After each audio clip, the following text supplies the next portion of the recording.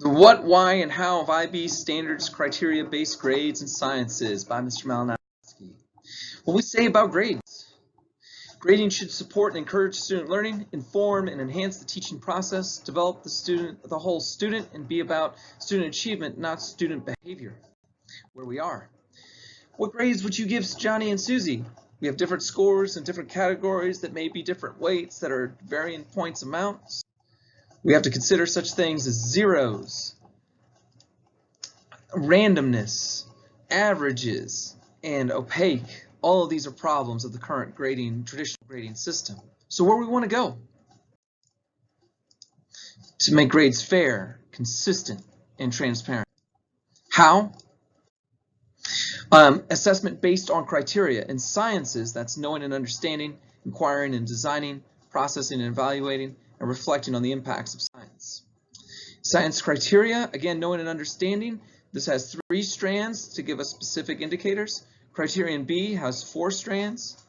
Criterion C has 5 strands. Criterion D has 4 strands as well.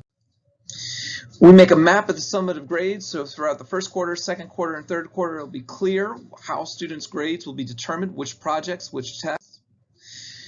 Behind each project, behind each summative will be a criterion-based rubric. This is one for knowing and understanding. The yellow represents statements created by our teachers for that assessment. The black represents statements that are true across all IB schools across the world. So what's different? We're no longer averaging grades. We're no longer giving zeros or using the categories of homework, quizzes, and tests and classwork to determine grades. Formative assessment is the assessment for learning, not for grading, but it may be reported. Examples are as follows.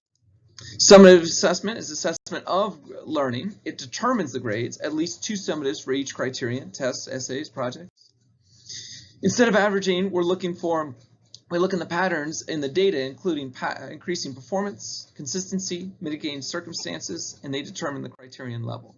So what that might look like is this. We have formative grades, we have criterion A, and we look at this variety of evidence and make a final determination for that criterion.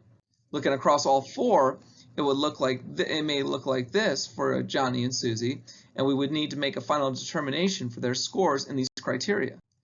In this case, a 7, an 8, an 8, and an 8, and if we add those together, we get a total score of 31. And then doing the same for Susie, looking at 5, 5, and 5, I'd probably choose a 5, probably choose a 6, probably choose a 5 as well. And then that's a total score of 22. And if we then come here, we look at an A, produces high quality, frequently innovative work. And Johnny's score is a 31, falls right in that boundary between a 28 and 32. For Susie, a 22 falls in the B, produces generally high quality work. So we're no longer averaging the scores, we're looking at a max of 8 for each criterion and looking at which boundary the student falls in by adding those scores together. To make this work with the logarithms in APS, this is what each IB score represents as a percentage in the Arlington Public Schools system. What this would look like as a quarterly grade report for a student, you would see the standards and those indicators underneath each one. You'd see a score for each one, so a 7, a 5, a 6, and a 4. If we add that together, we're looking at a 22, which is the score of a letter grade of a B. And what we believe about this practice of assessment, again, consistent. Grading practice should vary little from teacher to teacher. Transparent, it should be clear how grades are determined, and fair. Grades are about what students can do and know, not work habits and participation. Thank you so much for listening. Thank you.